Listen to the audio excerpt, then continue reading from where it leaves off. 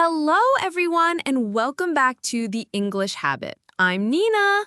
And I'm Jack. We're so thrilled to have you join us for an episode that's going to completely change how you think about English. Jack, let's be real. So many of our listeners have been learning English for years, right? Textbooks, grammar rules, vocabulary lists.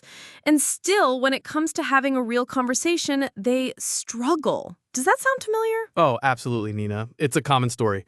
And here's the thing. If that's you, then you've actually been doing it all wrong.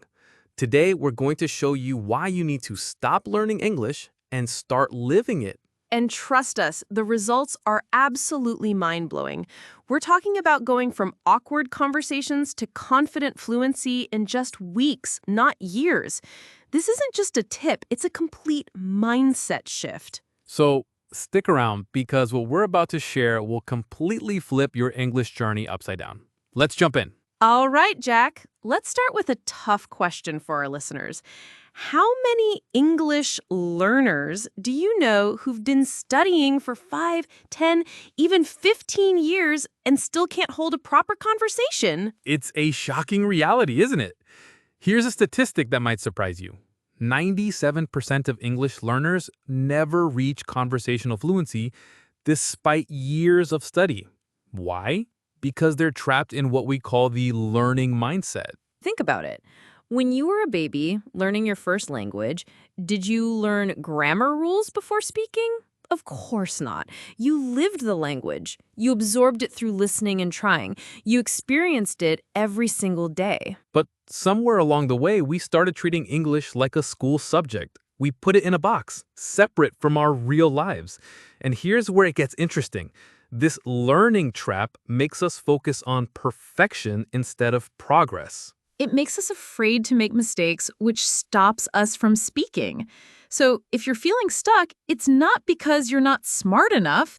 It's probably because of this trap. So if learning isn't the answer, what does living English actually mean, Nina? It means you stop treating English like a subject in school and start treating it like, well, life.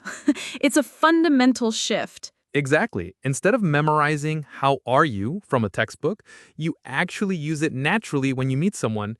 You focus on the connection, not just the correctness. Instead of studying past tense rules from a grammar book, you actively tell stories about your weekend to a friend, or even to yourself.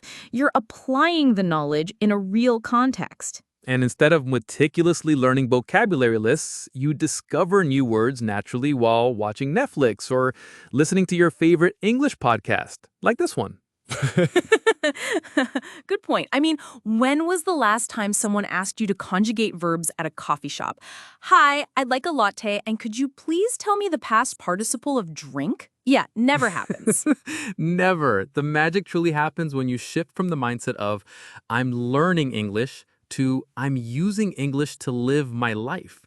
It's an integration, not an isolation. And this brings us to something even more powerful, the core principles of this approach.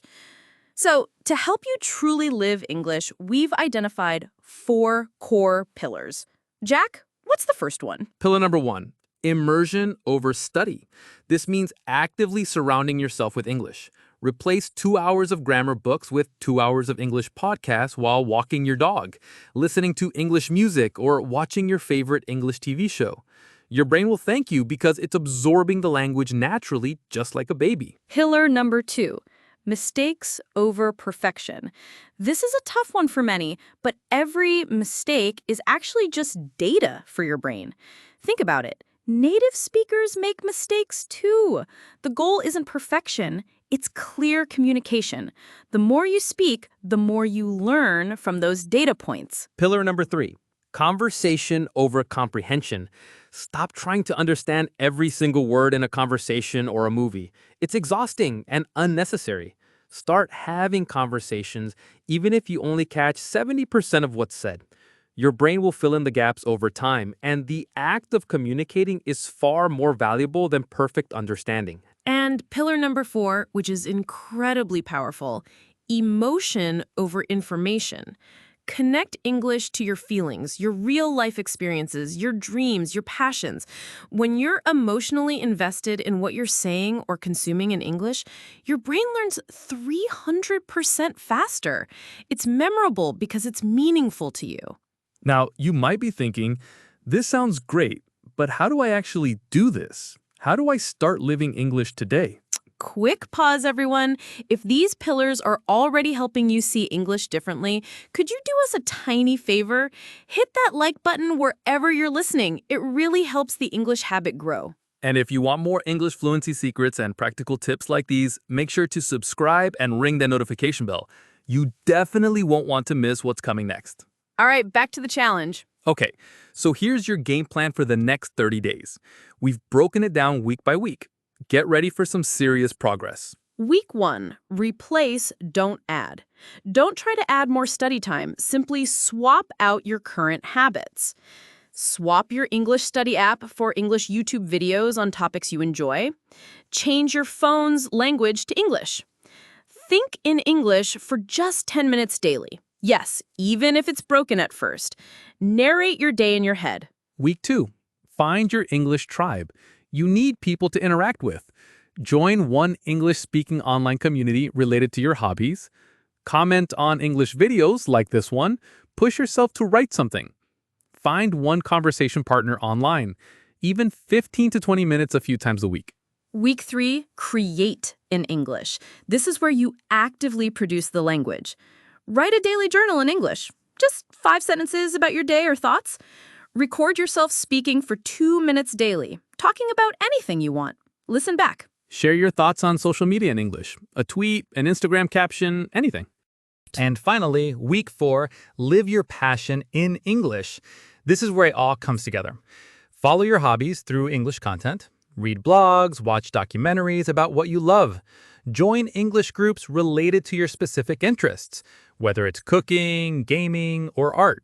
Teach someone else something you love in English, even if it's just a simple explanation. And hey, if you mess up during this challenge, just remember, even Shakespeare probably had autocorrect fails if he had a smartphone. To be or not to be might have been to be or not to be in his drafts. That's hilarious, Nina. The results of this challenge? People report going from nervous English speakers to confident conversationalists in just 30 days. Not because they studied more, but because they lived more. So here's what we covered today. Stop learning English like it's a textbook subject and start living it like it's your life. Use the 4 pillars: immersion, mistakes, conversation, and emotion. And definitely try that 30-day challenge. You have nothing to lose and so much confidence to gain. Now we're curious. What's been your biggest English learning struggle? Not understanding grammar rules or not being able to speak confidently? Let us know in the comments below the video. We'd love to hear your experiences. If this episode helped you see English differently, please hit that like button, subscribe to The English Habit for more English fluency secrets, and ring that bell so you never miss an upload. Speaking of which, in our next episode, we're revealing why grammar rules are killing your English fluency.